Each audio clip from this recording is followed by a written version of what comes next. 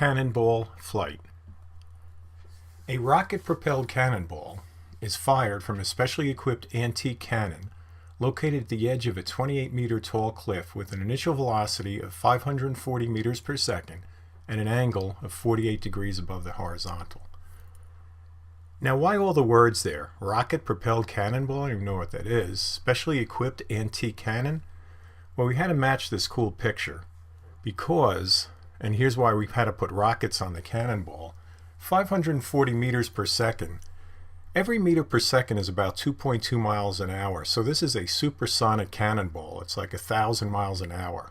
But don't worry about that. The math is still fun and the problem's a good one. It's just a little unrealistic. So how much time is required for the cannonball to reach the ground? How far from the cliff will it strike the ground? What is the maximum height above the ground, that's going to be important, reached by the cannonball? Find the landing velocity of the cannonball, magnitude and direction, and then draw all these motion variables. How much time is required for the cannonball to reach the ground? And you can see what we've done here. We've stripped out all the verbiage and just put the key math things that we're going to need. So the first thing you do, resolve your initial velocity into the x and y components. And that's done here with a little bit of trig. The x component is the cosine function, the y is the sine function. Now we're going to use the second kinematics equation in y to find time to ground. That's typically the first step you take in any projectile motion problem. So here we are. Here's the equation. Final height is 0. We start at 28.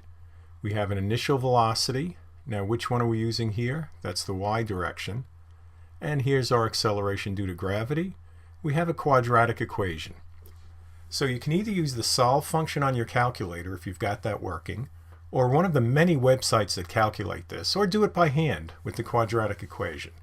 You get two roots, and we're going to use the positive root to match the physical situation here, 81.9 seconds. How far from the cliff will the cannonball strike the ground? Second kinematics equation again, but this time in the x direction.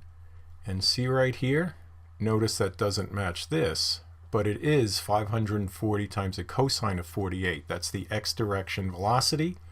And we find that we go out 2.96 times 10 to the fourth meters. What is the maximum height above the ground reached by the cannonball? We're going to use the third kinematics equation here in y. We weren't asked about the time, we were just asked for a displacement. And since we know the initial velocity and the acceleration, and our final velocity is going to be what? Well, at the peak, it will be 0. So it just naturally lends itself to the third equation. So we rearrange it for delta y, and we find out that the cannonball goes 8,200 meters high. But this is delta y. This is above the launch point from the cliff. And remember, we wanted the height above the ground. So y max is going to be this delta y that we just calculated, and add the height of the cliff. Doesn't really change the answer much because this thing is going so fast. It's going pretty darn high that the height of the cliff is not a big number. However, to be correct, we add it in, and we take it to the correct number significant figures 3, and we find the maximum height above the ground is 8,230 meters. What is the landing velocity of the cannonball?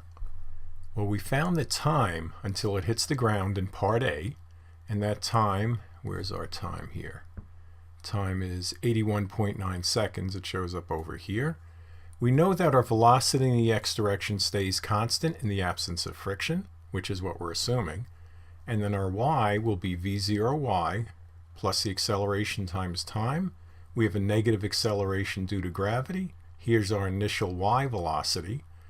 And we have negative 402 meters per second in the y direction. We now want to find our total velocity. We use Pythagoras, and it's going to hit the ground at 540 meters per second. We use the arctan to find its angle. So just pictorially again here. Here's the velocity vector when it hits the ground, hitting at 48.1 degrees or negative 48.1 degrees with respect to the x-axis. Draw the various motion variables for the motion of the cannonball. Let's start in the x direction. We know that the position is a linear function because there's no acceleration in the x direction, so that's this guy right here. And I use graph-free.com to make these, but you could sketch these yourselves. I mean, the slope of this line here is going to be your velocity in the x direction. And that is this graph right here. The velocity, I think it was 381 meters per second. So you can plot that.